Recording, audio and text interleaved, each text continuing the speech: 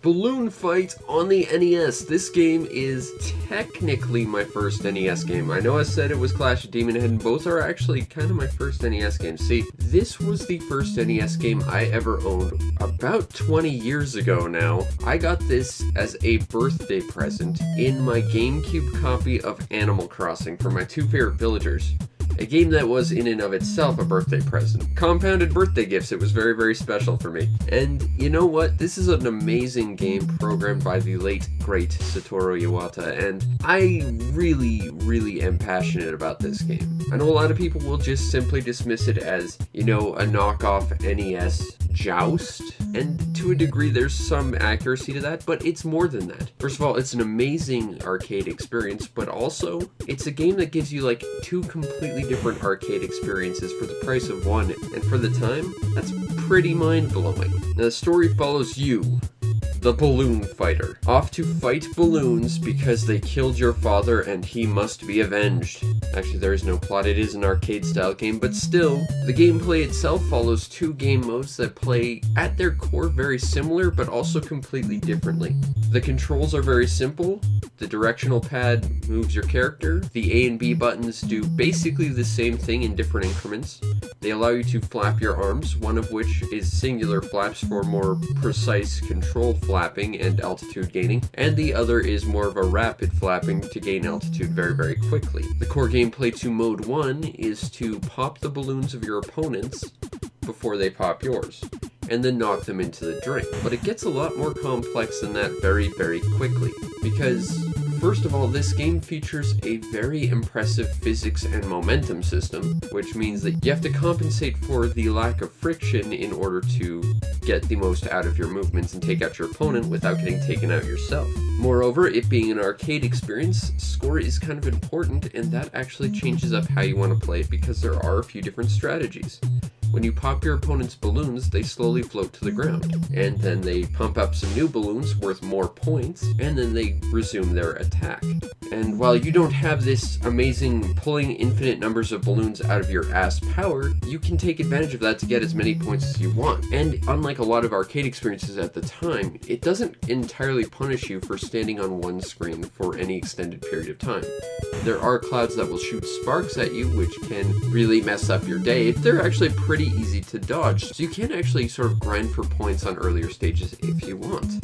When you finally do knock your opponent into the drink, a small bubble will float up to the top of the screen, and you can grab that for extra points as well. And that will take your attention away from your opponents or sparks flying around the screen, which could actually make things a lot harder for you. It's a great way to sort of add a little bit of risk reward to the system. As well as avoiding your opponents, you have to stay away from the bottom of the screen because there's a fish constantly swimming from left to right, and if it lines up with you, it'll eat you. There's so much complexity in this very simple mode that is just pop some balloons and then take out your opponents.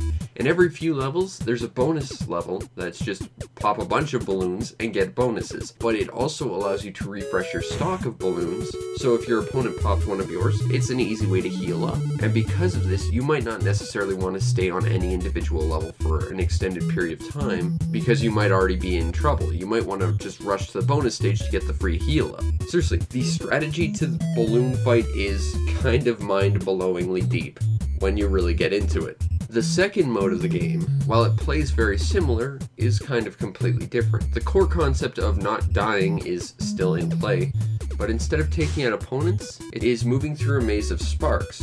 First static ones, then ones moving very slowly, and then ones coming at you at various angles, and then ones coming at you at various angles at varying speeds. All while dodging this, you have to try and pop balloons and get as far as you can to build up your score, because it really is, as the name of this mode would indicate, a trip to see how far you can go. Likewise, there's a ranking system that dictates how well you're doing. Rank 1 being 25,000 points, rank 50 being 0 points. Although you can surpass it, and if you do surpass rank 1 and build a new high score, your new high score does not become rank 1. It's still set at the static 25,000 mark for some reason. But if you really want to build up those points, and again, arcade game you kinda do, well, like the original balloon fight mode, there's a couple different ways you can go about it. First and foremost is, of course, going as far as you can, and in order to do that, survive. But if you happen to pop 15 balloons in a row without missing one, the balloons change color and worth a huge bonus. And if you do it again, it's multiplicative. So if you went after every single balloon, you could get a huge score that way, but you're putting yourself in huge amounts of danger doing that.